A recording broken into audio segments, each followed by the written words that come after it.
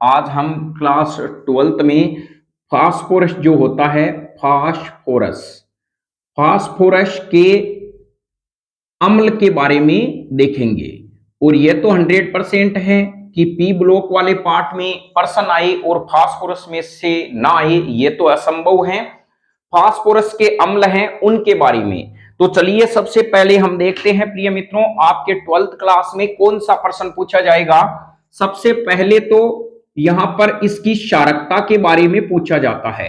क्षारकता क्या होती है, यानी यदि हम देखें प्रिय मित्रों तो बेसिसिटी, इसको अंग्रेजी में कहते हैं बेसिसिटी, के बारे में पूछा जाता है फास्फोरस के अम्ल। अब हम देखते हैं फास्फोरस के अम्ल कौन कौन से होते हैं उनके बारे में। तो सबसे पहले आपको एक ध्यान रखना है, ऑर्थोफास्फोरस अम्ल। ऑर्थोफास्फोरस फास्फोरस अम्ल ये क्या होता है। तो प्रिय मित्रों, ऑर्थोफास्फोरस अम्ल का सूत्र होता है H3PO3। ये होता है, किसके साथ ऑर्थो लगता है और किसके साथ ऑर्थो नहीं लगता है वो भी हम जानेंगे। तो चलिए ऑर्थोफॉस्फोरस अम्ल जो है उसके बारे में देखते हैं।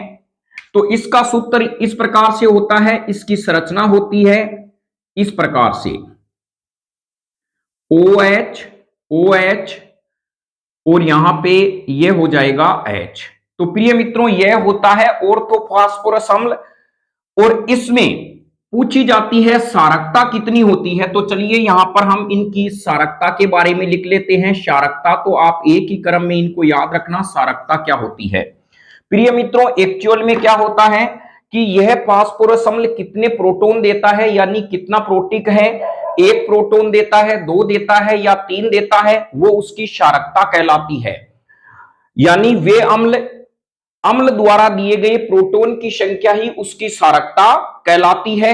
तो यहां पर यदि हम नजर डालते हैं तो प्रिय मित्रों ऑक्सीजन की विद्युत ऋणीयता ज्यादा होने से आंशिक इस पे ऋणावेश आता है, तो यह इस इलेक्ट्रॉन को अपनी तरफ आकर्षित करेगा युग्म को। तो यह H+ आयन के रूप में एक यह निकलेगा, एक यह निकलेगा। आप संरचना में यह देखना कि ऑक्सीजन से हाइड्रोजन कितने जुड़े हुए हैं, वही उसकी क्या हो जाएगी, क्षारकता हो जाएगी यहां पर। तो इसकी क्षारकता कितनी होती है प्रिय मित्रों, 2 होती है। अब हमें कहा जाए फास्फोरिक अम्ल क्या होता है, तो यदि आप इसमें 1 ऑक्सीजन ऐड कर देते हैं, यानी इसके अंदर जब आप 1 ऑक्सीजन ऐड करोगे प्रिय मित्रों तो इसका नाम हो जाएगा ऑर्थोफास्फोरस अम्ल। ऑर्थोफास्फोरस फास्फोरिक अम्ल, ऑर्थोफास इसका नाम हो जाता है ऑर्थोफास्फोरिक अम्ल। और इसका सूत्र हो जाता है, देखिए 3 तो ऑक्सीजन है ही, H3PO4। तो हमारे पास में इसकी संरचना इस प्रकार से हो जाती है OH OH और OH। इसमें इन ऑक्सीजन से जुड़े हुए हाइड्रोजन की संख्या 3 है, इसकी क्षारकता कितनी होगी, 3 होगी। और परीक्षा में क्या होता है प्रिय मित्रों, या तो यह पूछा जाता है ऑर्थोफास्फोरस अम्ल या पूछा जाता है हाइपोफास्फोरस अम्ल। अब चलिए इसके बारे में देखते हैं। यदि प्रिय मित्रों इनमें से 1 ऑक्सीजन को माइनस कर देते हैं ऑर्थोफास्फोरस में, तो हमारे पास में बनता है हाइपोफास्फोरस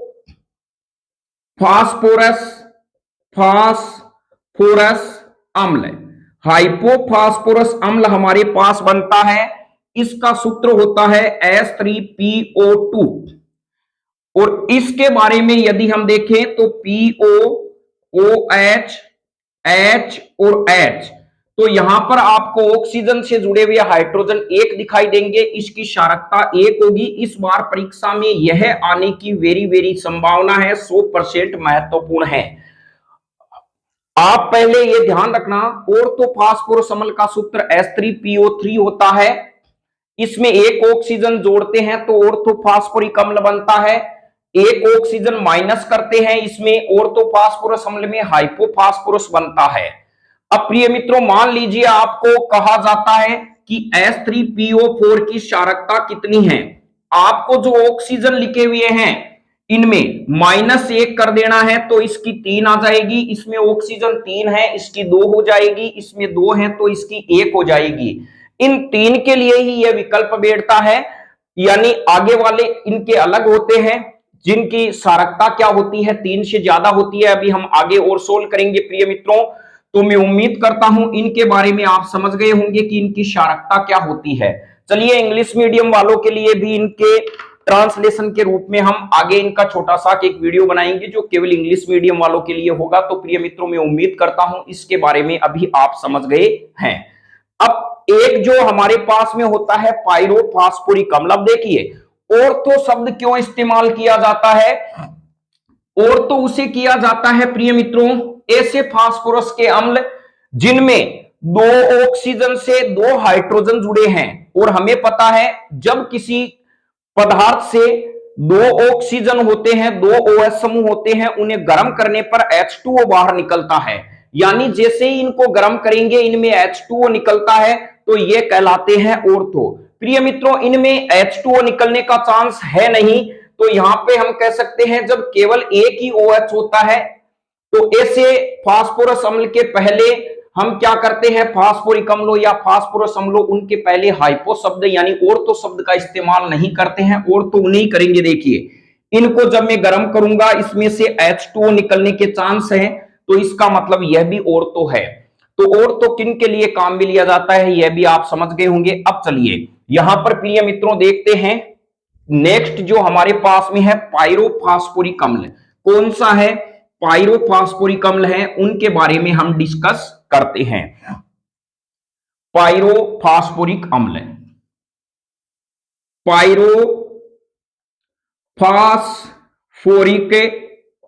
अम्ल, यह पायरोफॉस्फोरिक अम्ल क्या होता है, कभी कभी इसकी भी स्ट्रक्चर पूछ सकते हैं। तो प्रिय मित्रों यह ध्यान रखना, पायरो का मतलब हम क्या करेंगे, हमारे पास में 2 फास्फोरिक अम्ल होंगे और फास्फोरिक अम्ल का सूत्र यह होता है जब हमारे पास में H3PO4 2 मिलेंगे, इनको जब मैं गर्म करूंगा तो इसमें से H2O बाहर निकलेगा। तो प्रिय मित्रों देखिए हमारे पास में इन दोनों को जोड़ने से बनता है H6P2O8 बनता है। यदि आप इसमें से एक H2O माइनस कर देते हैं तो आपके पास पायरोफॉस्फोरिक अम्ल बनता है। तो H2 - 2 होगा तो H6 में से क्या लिखेंगे H4। फास्फोरस P2 होता है, ऑक्सीजन 1 गया तो O7। ये हमारे पास में पायरोफॉस्फोरिक अम्ल का क्या होता है, सूत्र होता है। कभी कभी एग्जाम में पूछा जा सकता है पायरोफॉस्फोरिक अम्ल क्या होता है। तो प्रिय मित्रों ध्यान रखना 2 फास्फोरिक अम्ल को जब आप ऐड करते हैं तो उनमें जल का अणु बाहर निकल जाता है और पायरोफॉस्फोरिक अम्ल बनता है। चलिए इसकी स्ट्रक्चर देखते हैं किस प्रकार से है। तो हमारे पास में क्या होता है, ये फास्फोरिक अम्ल होता है OH OH OH, और दूसरा हमारे पास में इस प्रकार से होगा PO OH OH और OH। जब मैं इसको गर्म करूंगा प्रिय मित्रों यहां से प्रेम से क्या करेगा H2O बाहर निकल जाएगा, और यह H2O बाहर निकलने से ये जुड़ जाता है। तो हमारे पास में OH OH और ये ऑक्सीजन इससे जुड़ गया और ये बन गया PO OH OH। अब आप खुद बताइए इनमें क्षारकता कितनी होती है, इसकी बेसिसिटी का मान कितना होता है। तो देखिए OH कितनी है इसमें 1 2 3 4, तो इसकी बेसिसिटी होगी 4। तो मैं उम्मीद करता हूं इसके बारे में आप समझ गए होंगे। चलिए प्रिय मित्रों नेक्स्ट देखते हैं पोली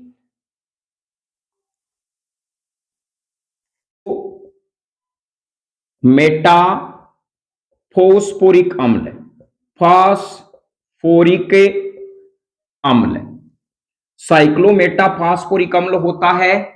इसका सूत्र होता है HPO3 और यहां पे 3 लगा देते हैं तो ये साइक्लो।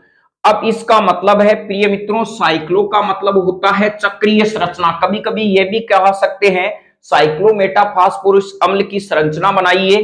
तो प्रिय मित्रों यहां पर क्या होगा, हमें पता है इसकी संरचना इस प्रकार से होती है। अब हमें करना क्या है, यहां पर हटाना है, एक फास्फोरस ऐड करना है, फिर यहां पर आ जाएगा ऑक्सीजन, यहां आ जाएगा ऑक्सीजन और यहाँ पे फिर फास्फोरस आ जाएगा, यहाँ पे फास्फोरस आ जाएगा, यहाँ ऑक्सीजन आ जाएगा, यानी एकांतर क्रम में आएंगे। तो देखिए फास्फोरस कितने आ गए प्रिय मित्रों, 1 2 और 3। अब हमें पता है यहां पर O आ जाता है, यहां OH लिख देते हैं, यहां पर O आ जाता है, यहां OH लिख देते हैं, यहां पर O आ जाएगा, यहां पर H लिख देते हैं।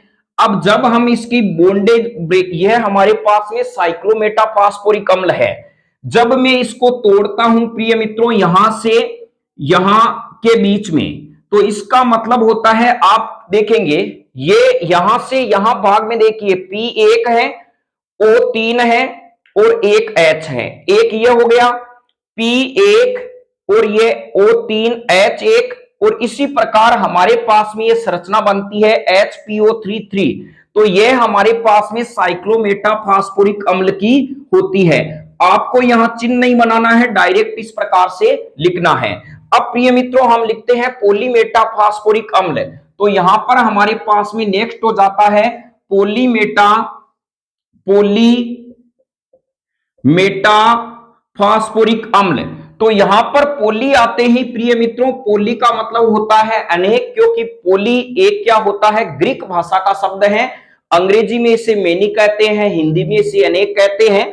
तो चलिए इसकी संरचना क्या होती है, तो यहां पर यदि हम देखें प्रिय मित्रों, यहां P लगा देंगे, यहां O होगा, और देखिए यहां हम बहुत सारे P लगा देते हैं, 1P 2P 3P, और आगे भी बहुत सारे रहते हैं। N का मतलब है बहुत सारी इकाइयां, तो यहां पर इस प्रकार से रहेंगे। इन दोनों के बीच में क्या होगा, एक ऑक्सीजन, इन दोनों के बीच ऑक्सीजन, इन दोनों के बीच ऑक्सीजन आएगा, यहां पर O आएगा, ऊपर हम इसके O जोड़ देते हैं।